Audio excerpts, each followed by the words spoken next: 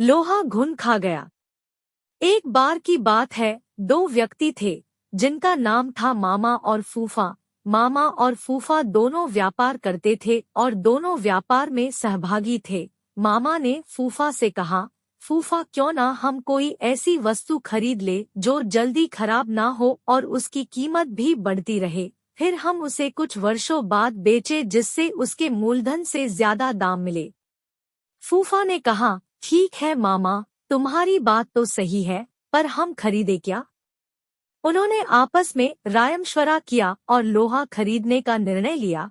दोनों ने बराबर रुपए मिलाकर लोहा खरीदा। फूफा ने मामा से कहा कि लोहा वह कहीं सुरक्षित स्थान पर रख दे। मामा ने लोहा अपने पास एक पुरानी कोठरी में रख लिया।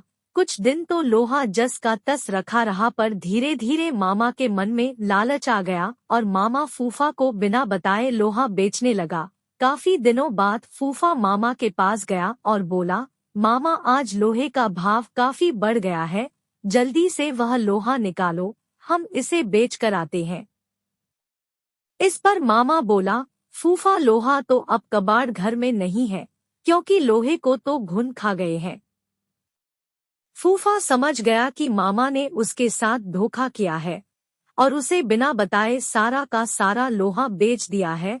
फूफा को क्रोध तो बहुत आया, पर वह बिना कुछ कहे सुने वहां से चला गया। इस घटना के कुछ दिनों बाद फूफा मामा के पास आया और बोला, मामा मैं एक बारात में जा रहा हूँ, बड़ा अच्छा इंतजाम है, अकेला हूँ, चाहो तो अपने लड़के को साथ भेज दो, उसकी भी मौज हो जाएगी और कल सुबह तक हम वापस भी आ जाएंगे। मामा बोला, क्यों नहीं, बेशक तुम मेरे लड़के को अपने साथ लेकर जाओ, और हाँ, इसे बारात में अच्छी तरह खाना वाना खिला देना। फूफा बोला, यह भी भला कोई कहने की बात है मामा, तुम निश्चिंत रहो। इस तरह 2 दिन बीत गए। मामा का लड़का अभी तक घर वापस नहीं आया।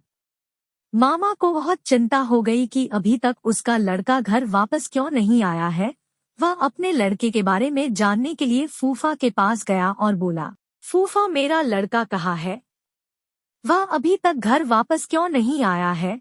फूफा ने कहा, क्या बताऊं मामा, रास्ते में एक चील तुम्हारे लड़के को उठा कर ले गई। मामा बोला, ये कैसे हो सकता है, भला कोई चील 12 साल के लड़के को उठा कर ले जा सकती है?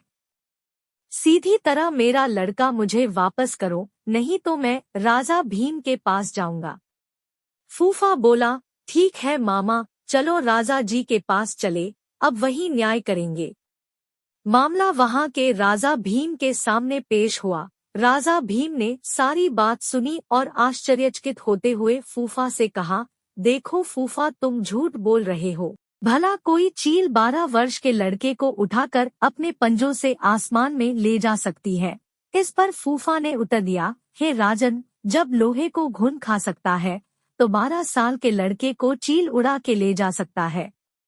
इस पर राजा भीम सब समझ गए और उन्होंने मामा को आज्ञा दी कि वह फूफा का लोहा वापस कर दे, और फूफा को कहा कि वह लड़के को मामा के पास वापस पहुंचा दे।